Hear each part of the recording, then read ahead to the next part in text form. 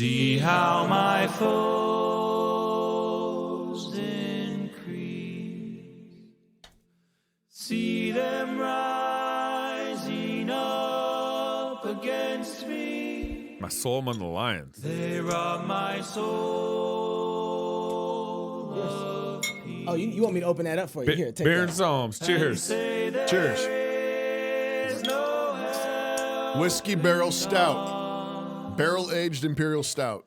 Backed by some harmony from my soul among the lions. Psalm 3. Yep.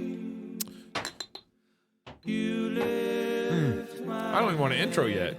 Well, we don't have to because we haven't had gotta get our first sip of beer. With a little help from Stonewall Jackson. Nice. I'm as safe with you out on the fields as in my bed. Nice. Hey, y'all. Welcome to Cross Politic on the Fight Laugh Feast Network. It is Wednesday. Good evening. I can't believe it's already Wednesday. Woo! 4th of July, we had Monday. I'm it's off. Wednesday. I'm thinking It's it's Wednesday Saturday. That's a good one. already. It's like bourbon, isn't it? Whiskey Barrel Stout. I think you guys have missed some of the shows on our podcast this last couple of weeks, man. I hope not. Ezra Institute did this really great podcast on the history of like how we got constitutions in the first place. You know, Yep. Magna Carta and what the role the Magna Carta played in all of it. Yeah. You know, because a lot of countries before that were ruled by kings and so forth. But how did we get paper? Right. You know, to kind of Write govern that down. Actually, we got it from the Ten Commandments, but that's okay. Yeah. God did the first right. Yeah. God was like, "You're gonna forget this. I'm gonna write it down for you with my own fingers." Stone. Open Mike did a great show on Klaus Schwab. You know, we've kind of hit Klaus a little bit. Yeah. What's open mic?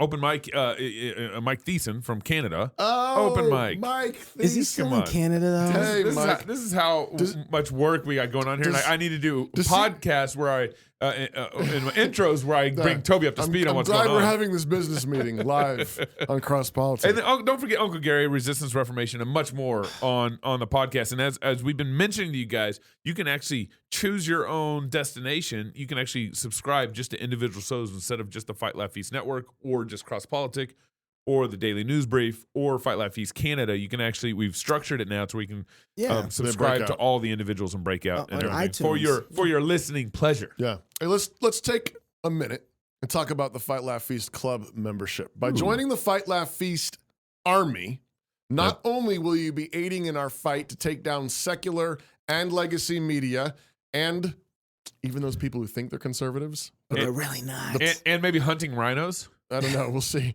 But you'll also get access to content placed in our club portal, such as past shows, all our conference talks, and exclusive content for club members that you won't be able to find anywhere else. Frequently, after we have guests on the show, we go backstage at the end of the show for another 5, 10, 15 minutes. Yeah.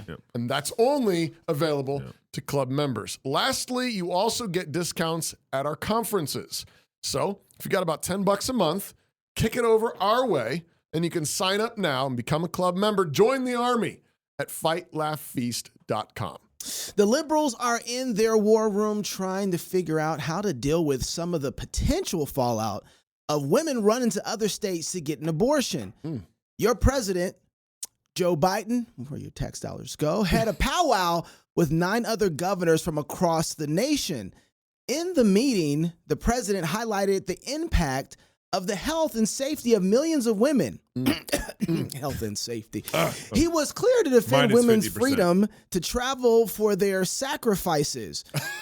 Is that what they're doing? I see what you did there. He called it their right for health care or something like that. To Molech. If extremist governors try to block a woman from traveling from her state that prohibits her from seeking medical help she needs to a state that provides that care, the federal government will act to protect her bedrock rights through the Attorney General's office. Wow. Her bedrock rights?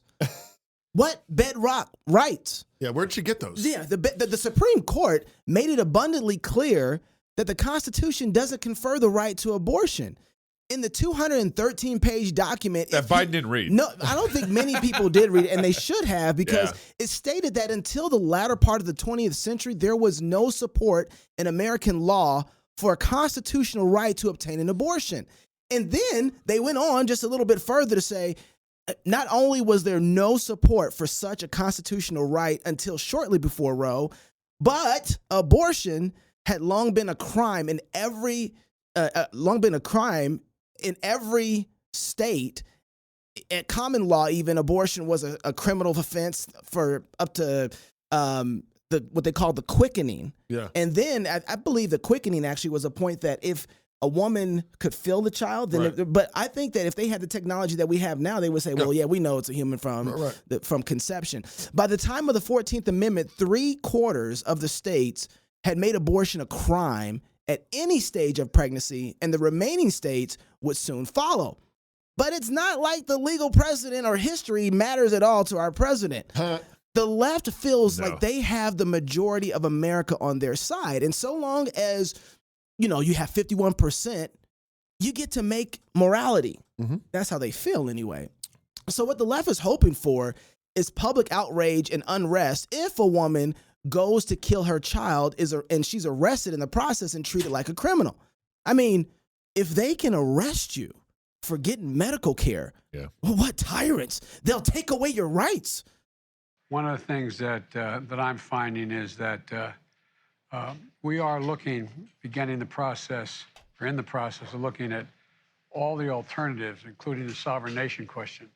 And but there's going to be a lot more that's going to come through. I mean, I think people are going to be shocked when the first state that tries to arrest a woman for crossing a state line to get health services, and I don't think people believe that's going to happen, but it's going to happen, and it's going to telegraph to the whole country that this is a gigantic deal that goes beyond. I mean, it affects all your basic rights. First, states that are pro-life have to make that arrest. That's not going to happen. If they're genuine about the laws of their state and what it means to murder a child, it's not going to. Well, yeah. And but that let's say someone from Idaho's a pro-life state, goes and gets an abortion in Washington, and they cross back into Idaho, then they should be prosecuted to the full extent of the law. In Idaho. But if you were paying attention to what he says that they're going to arrest a woman as she goes to get health care. That's not going to happen because that doesn't happen. Yeah, a woman who goes to get health care is not getting arrested at all for anything. Sure. But a woman who goes to kill somebody, everybody should be looking for her. I mean, every state right now would prosecute someone who left the state to murder. Right. And the states would work together on it. Now, abortion wouldn't be the same. And the states that actually have that on the laws, on their books, then I think that they will do that. I think they will say, hey, you can't go and kill someone and then come back into our state acting like that. But what he's talking about and the way he described it, that's not a reality. That's not even something that people are trying to do. No one is trying to stop anybody from getting health care. Yeah, right. Well, yeah, he's using healthcare as a euphemism. Exactly. Right. By healthcare, he means killing babies. Right. Yeah. Someone leaves to kill the baby, but of course, that's not what they're using. Well, we shouldn't let them get away with that either. Right. Nobody's trying to stop a woman from getting health care. That's right. And so the way they're using the abortion pill is like she needs her medication. Right. No. Medication heals and makes you better. It doesn't kill you. That's right. Right. And medication that kills you, we usually take it off the market. Right. Yeah. Not in this post world. Exactly. It's interesting because Roe v. Wade, the shakeout, the fallout, the moving of the lines for Roe v. Wade hasn't fully shaken out yet. It's just starting. It's just starting. And I do think people are going to move based on which states are pro-life or pro-choice. I think that's going to happen. But we do know during the lockdowns that we had tons of movement. Mm-hmm. According to Wall Street Journal, 46 million people moved to a different zip code between February 2021 and February 2022. Mm-hmm. So kind of that 12-month period, which is the most in records going back to 2010. Mm. So 46 million people. What was going on in 2010? I don't know. That's when they. That's when they just started, I think, collecting the information. So we don't know how. That zip code statistic. Yeah. GOP-run states added 341,000 jobs in the last 2.5 years during kind of the shutdown, and the blue states lost about 1.3 million jobs total. Wow. The states that gained the most, led by Florida, Texas, and North Carolina, they're all red, as defined by how states voted in the past two presidential elections. So it's kind of looking at, and the states that lost the most residents are almost all blue, led by California, New York, and Illinois. Look at this migration data up here on the charts there. It boggles my mind that Washington State gained in net migration over the last couple of years. Wow. That's incredible. I think it's just because of how strong Amazon and Facebook are, because Facebook's also based in Seattle and Amazon's based. Yeah, I think that's true, but there's also I just don't understand. a free group out there that's like, we're going to do whatever we want to do. Yeah. Well, right? that's in Washington. That's Western Washington. Yeah. Well, I think, largely. 2/3 of Washington is conservative. That's what I'm saying. 3/4 of Washington is I think that there's a group of people who's like, well, I just want to be with people who are going to. I'll move to Wenatchee or some other exactly. conservative in Washington. Right. Yeah. But that's pretty crazy. And then, of course, look at all the net migration with the red states, basically Florida, Texas leading the way. Yeah. Now, Florida, which is leading the way in all this, is on track to register a record budget surplus for the fiscal year that ended June 30th, which attributes in part to new residents coming into the state. The state is putting up most of the extra money. This bothers me. I'm sorry where I'm going to go. It's going to bother you too. Yeah. And they're going to put the money into the reserve fund to protect state agencies and residents during the downturn. That's fine. I'm cool with that. I'm not. While investing in school construction and raising teacher pay. Here goes Ron DeSantis again. Yeah. The states that, if a Republican state never figures out the public school problem, you will lose. Right. The public school problem is the reason why all Republican states will go liberal. Everyone needs to remember, public schools are socialist training That's what programs. they are. Okay? It was Karl Marx that said the way to establish socialism was government schools. That's right. Yeah.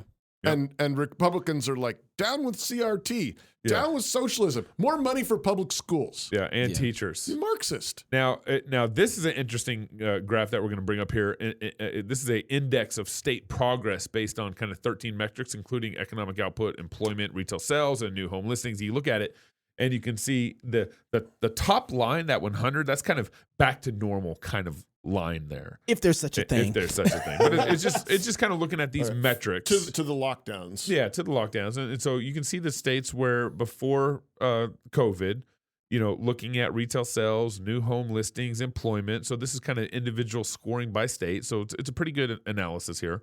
And you can see the liberal states aren't even close to coming back to what normal retail sales, new home listings, employment, and so forth. Sense. Yep. And then Florida, South Carolina, North Carolina, Arizona, Texas, and look what they're doing. So we've already seen the movement from COVID, from the migration movement from COVID. Right. And you can see what that movement is looking like in economic terms. Right. It's having an impact. It's having an impact. And it's going to be interesting to look at what the SCOTUS decision does. And what, now let's say Florida's talking about Dobbs in particular. Now, if Florida becomes, let's say, an official pro-life state, Arizona becomes a pro-life state, Texas becomes a pro-life state, what's that going to do? That's going to polarize things further. We're more polarized than we ever have been. And then now you get the SCOTUS ruling. Right. And you're going to see, and you get the SCOTUS ruling, literally, the ruling is between those who want murder in babies' wombs and those who don't. Right. Yeah. In mothers' wombs. And mother's wombs. Excuse me, babies and mother's wombs. She was somebody's baby. Yeah, at one point. But that polarization, I don't. Yeah, that's an answer. We're gonna have to see how that works. No, I know it's not getting better. Yeah. I'm interested to see how it works because I want to see. I think that the argument for life in the sense to be able to live. I don't think you'll get some people to convince to be moving over, but I think they will be able to taste the fruit of what life culture produces. Yeah. I know what happens next because I read Ride Sally Ride. Honestly, that's crazy. That book is haunting because getting more and more prophetic. It's almost exactly. Oh my goodness! More cross politic coming up next. Psalm 3. Beer and Psalm 3. You got your beer? Psalm 3. Cheers to the King. Cheers. This is where Dave and I plan this year's company holidays. Let's go through the list. Easter. Too religious. St. Patrick's Day? Too white. Mother's Day? Way too cisgendered. All of your usual holidays have been canceled this year. But we still have Karl Marx's birthday! Need a real reason to party? Find a new job at redballoon.work. Hi, I'm Robert Borton, CEO of Classical Conversations, the world's largest classical Christian homeschooling community. I'm launching a new podcast, Refining Rhetoric. If you like cross-politics or just listen to hear what crazy stuff they're saying today, you will enjoy Refining Rhetoric. You can find us on your favorite podcast platform. I practice the 15 tools of learning by interviewing great guests, looking at current events, and talking about cryptocurrency. So good. I love the Psalm 3 version. Welcome back to Cross Politic. Even though Pastor Toby's back in the studio, I'm welcoming everybody back to the second segment. It's a little weird. It's like I'm gone. We made some adjustments. It's like I'm not really Toby's here. gone. I have really no here. idea. You know what I want to know? I want to know why you keep coming in here with these cool hoodies. You mean he this called hoodie up, right he called here? up our boy Jay down in Georgia. And why? Where are mine? Yeah. Why don't I have one? They come in. This is total like selfish purchase from Knox because yeah. he did this. He came in. He's like, "I'm calling Jay getting a hoodie." I was like, "You ain't getting me any hoodies?" He's like, "No, I'm doing it." Well, you know, when you're doing a daily, you gotta have some gear, and I was like, we swag. don't. But Yeah. where's my gear? But you know, I figured that pastor budget was paying off for you. So Oh, I see. This segment is brought to you by Boniface Woodworking. Exists for those who enjoy shopping with integrity, who want to buy handmade wooden furniture gifts. I love that. And heirloom items that will last for generations. I have them making something secret that I'm going to Humidor? introduce. Humidor? No, I'm not saying I'm something. They're making something secret for us. Boniface, don't tell them. Boniface, tell and it's us. going to be an heirloom item. From dining tables, church pulpits, to cigar humidors, and everything in between, quality pieces that you can give your children's children. Maybe Amen. a pulpit for me. Tie them to their roots and transcend them. Just Toby's pulpit. That's it. Basic function of Baby whatever baptismal. they are. So start voting with your dollars and stop buying cheap crap from people who hate you. Visit bonifacewoodworking.com, bonifacewoodworking.com to see their gallery, learn more about there's their no, story, and submit your order for heirloom quality woodworking items. I've gotten better at reading. That was not too bad. wait a you want to pat yourself on the back? No, I too? just wanted to, Okay. Toby's my pastor. I just want to please him. Shouldn't you like tell people that Cross Politics great, sent you? Gabe. I want them to know that Cross Politics sent them. Like, Is there a way Yeah, to- yeah. There's no FLF on the end of that. Slash Anyway, FLF. Hey, the Psalm of the day is Psalm 3. You've been listening to a version from My Soul Among Lions. This is Psalm 3. Lord, how are they increased that trouble me? Many are they that rise up against me. Many there be which say of my soul, there's no help for him in God. But thou, O Lord, art a shield for me, my glory, and the lifter up of mine head. I cried unto the Lord with my voice, and he heard me out of his holy hill. I laid me down and slept. I awaked, for the Lord sustained me. I will not be afraid of 10,000s of people that have set themselves against me round about. Arise, O Lord, save me, O my God, for thou hast smitten all mine enemies upon the cheekbone. Thou hast broken the teeth of the ungodly. Salvation belongeth unto the Lord. Thy blessing is upon thy people. This is, I think one of the things this reminds me of actually is the beginning of Psalm 127. Unless the Lord builds the house, they labor in vain. Unless the Lord watches the city, the watchman keeps watch in vain. It's vain for you to stay up late, to get up early, to eat the bread of sorrows. We don't guard or keep watch rightly unless we do it knowing that God is the one guarding and watching our city. We don't build rightly unless we build knowing that God is the one who builds our house. We don't build our families, our churches, our businesses, our communities rightly unless God is the one building them and guarding them. And to the point of this psalm, we don't fight rightly unless we recognize that God is the one who fights for us. He's the one that strikes our enemies on the cheek. He's the one who breaks out their teeth. All of this, though, really is hard work, building and fighting. We are surrounded by our enemies and how they have increased that trouble us, right? I mean, amen? You with me, Gabe? You're just texting over there? You're texting, aren't you? No, I'm not texting. I'm reading the psalm on my phone, too. Sure he is. Many of them... I'm looking at the Hebrew. Right? Oh, yeah, well, I'm looking at the Hebrew. Many are they who rise up against us. Many who say that our God does not exist, and so he can't help us. We really are building houses and cities and businesses and churches in the midst of a great battle. We really are in a great war, a great conflict with enemies all around us. It's really striking to me, though, that the heading of this psalm that I didn't actually read when I read it says that this is the psalm that David composed when he had to flee from Absalom, his own son. these are not just any enemies. These are enemies of David's own house, his own family, his own blood, friends who turned against him. And David prays, God is my shield, my glory, and the lifter of my head. That language about God lifting our heads means that he's the one who gives us confidence and courage. He's the one that allows us to look the challenges in the face, look the battle line in the face. Think about the shame that David faced. His son, his own son, turned against him. And there were no doubt some significant parenting fails that led to that moment. Yeah. But David could face that moment because God was with him. And notice that this means two things. It means that, first of all, in the next verse, right, what does he say? It says, I cried unto the Lord with my voice, and he heard me out of his holy hill. It means that we cry out to God. When God is your shield, when God is the lifter of your head, you cry out to him. We're not stoics. It doesn't mean you have nothing to say. It doesn't mean you just, you tough it out. No, we cry out to God because he is there, and we cast all our cares upon him. That's how you prove that you know he's there. You cry out to him. You cry out, you pour out your heart to him. There's a huge difference, though, between actually casting your cares upon the Lord and worrying in front of God. Those are two different things. In one, you actually unload, and as David says, he heard me out of his hill. When you know that God has heard you, you leave all your cares, all your anxieties, all your fears there with him. And you can tell the difference by the results. We know that David really had cast his cares on the Lord because then he goes to sleep. Right? That's what he says. Right after that, he says, I cried out to the Lord, he heard me, and so I laid down and I went to sleep. And I woke up, and the Lord sustained me. Again, it reminds me of Psalm 127 again, building, guarding. It's vain for you to stay up late, get up early, eating the bread of sorrows, for so the Lord gives his beloved sleep. Right? There's a yeah.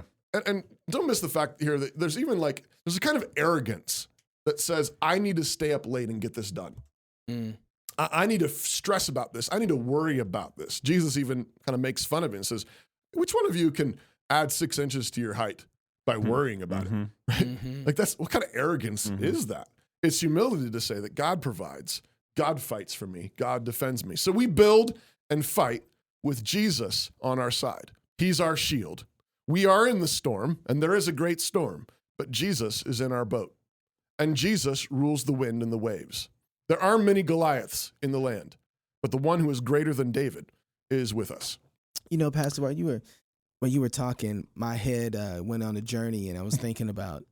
I was listening to you. I like it. And, I like it. But I like it when your head goes on a journey. It goes on a little journey, and I was thinking, I was like, why would you have a political podcast that has a sermonette or a psalm of the day in it? Why would you have we're here to talk about politics, people. We ain't here to talk about psalms. We're not here to have a beer and psalm Wednesday. But just so people can understand why we do this, just kind of explain just a little bit of why this is important as it relates to the topic of how we think about politics, understand politics. Because Psalm 3 is all about politics. Right. This is a king. Right. In the middle of a civil war. Right. We just got done talking about the way that our states are lining up. Yeah. Yep. Blue states, red states, life states, murder states. The only answer for this division is King Jesus. Right. No, amen. But it could get worse before it gets better. Yeah. And in the middle of a civil war, when David's own son plans a military coup, and David has to run, right? Has to run from his capital city, right? This is how he Little stands. Hunter Biden. What? From Little Hunter Biden. I'm sorry. I just thought but no one's running from Hunter. But that's true. But not even Sleepy Joe. But that's the truth though. Is so David's in the middle of a political turmoil. That's right. A civil war is breaking out, and it's not over yet. Right. And on his way out, as he's fleeing, we don't know the exact night, the exact time that he writes this, but it says, as he fled from Absalom his son, he prays this. He sings this. He says, I am surrounded by my enemies, right? He's talking about his own son in this moment. So, many of you guys have family members, maybe they're posting online right now saying, echoing Biden, Yeah. Maybe you got family members that, Yes, I that do. deeply believe in abortion. Yes, Yeah. I do. Right? Think that you are a wacko. You're crazy. Yes, they Yeah. do. You're a radical extremist, right? That's true. Right? And you're a bigot and you're a hater. Out there with them white folks. I'm sorry, that just came out. That just came out. It just came. But here's the thing is Christians have failed, I believe, fundamentally, to be salt and light in this land because we don't fight with the weapons that God gave us to fight with. That's right. Okay? We don't actually stand in the strength of the Lord. We don't actually stand the way David did. Instead, we pick up right-wing talking points, conservative talking points. The best we come up with is Rush Limbaugh and Tucker Carlson, the Daily Wire, whatever, and whatever bits of truth that they've got. Yeah. But it is not fundamentally with the Lord as your shield. That's And right. so that's the point. We're saying Jesus is King of Kings, Lord of Lords. He's Lord of the United States of America. And that's a political message as much as it is a spiritual one. That's right. And so that's why as we're talking about these things, we never want to get far away from Scripture. That's right. That's right. Jesus is Lord over the public square. Our motto is the flag bowing down to the cross. Yeah. And that's political. That's absolutely political. And we're talking about a moment where we're living through right now in our day where we are increasingly divided. Yep. How do we face that division? Right. How do you build a family, build a business, plan for the future? What if what if the United States goes into civil war? What if there's a massive economic collapse? What if, whatever. Okay? Yeah. What do you do? Well, you want to walk like David did and say, everybody's rising up against me and they're accusing me and so on. But the Lord is my shield. He is my glory. He lifts up my head. And I can sleep at night. I'm going to cry out to him. I'm going to cast all my cares on him. And I'm going to go to bed at night. Yeah. And I'm going Amen. to sleep well because God fights for me. I will not be afraid of 10,000 of people surrounding themselves around me. Arise, O Lord, save me. You fight. Yeah. You strike them on the cheek. You break out their teeth. Yeah, that's right. Salvation belongs to the Lord. There's a lot of fun Hebrew stuff going on here. Well, really? Tell me In about it. In verse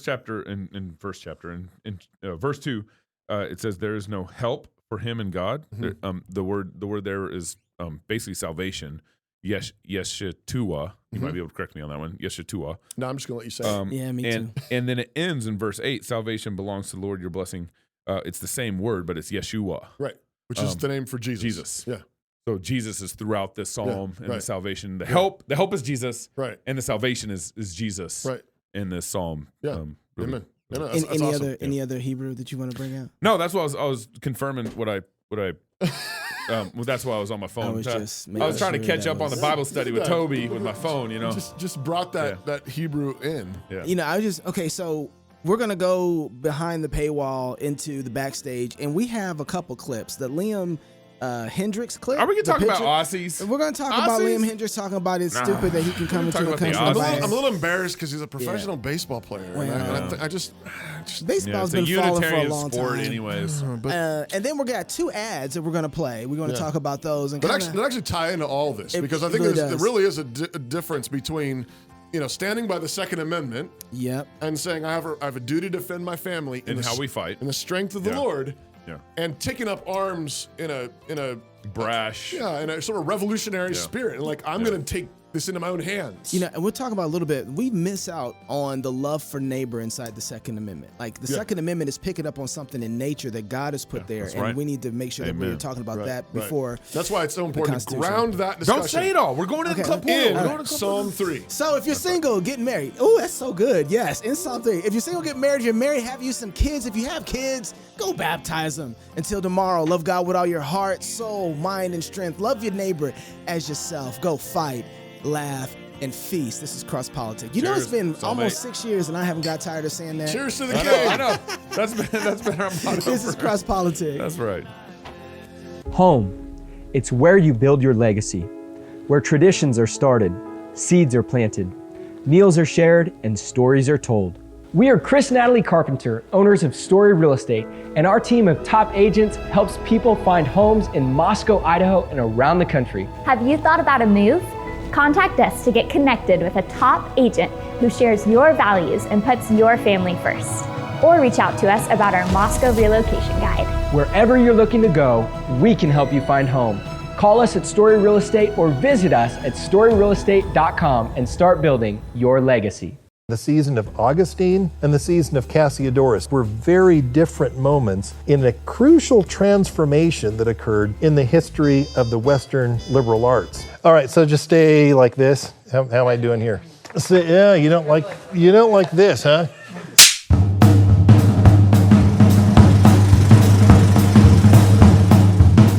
What does a Christian education look like when non-Christians are the ones who control the institutions of learning? This is a question that confronted Bishop Augustine of Hippo in North Africa in the 5th century AD. Augustine lived at the twilight of the Roman Empire. He himself had been trained with the best learning that Rome at that time had to offer. He himself actually came through the ranks and taught rhetoric in some of the best schools. And it was then, after he had come of age, that he converted to Christianity, but he wanted to continue the project of education, but this time for Christians. And so he had to confront the question, what does a Christian education look like when the unbelievers control the field? When they control the institutions, when the whole apparatus and curriculum of learning emerge from a pagan environment. And so Augustine wondered, what is it that Christians should jettison? What is it that Christians can embrace? What is it that Christians can adopt but in modified form? These are the questions that Augustine confronted when he sought to educate Christians in an environment when unbelievers dominated the field. A century later, we see a man in the south of Italy named Cassiodorus, who faced a very different educational landscape. He had to ask, what did a Christian education look like in an environment where unbelievers had abandoned the project of education altogether? The infrastructure of learning had entirely eroded. If education was to proceed at all, it had to proceed on the foundation of Christianity. The Christians had to be the ones preserving education. What does a Christian education look like when Christians are the ones forming the institutions, when Christians are the ones organizing the curriculum? Well, these two seasons in the history of education, the season of Augustine and the season of Cassiodorus, just 100 years apart, were very different moments in a crucial transformation that occurred in the history of the Western liberal arts. We're going to be studying this story. We're going to be going back to the sources. We're going to go back to Augustine. We're going to go back to Cassiodorus. We're going to ask ourselves, which of their predicaments most resembles our own? Which can we learn from Augustine's period? What can we learn from Cassiodorus's period? As we confront these questions, we're going to engage these sources, and we invite you to join us here at New St. Andrews College.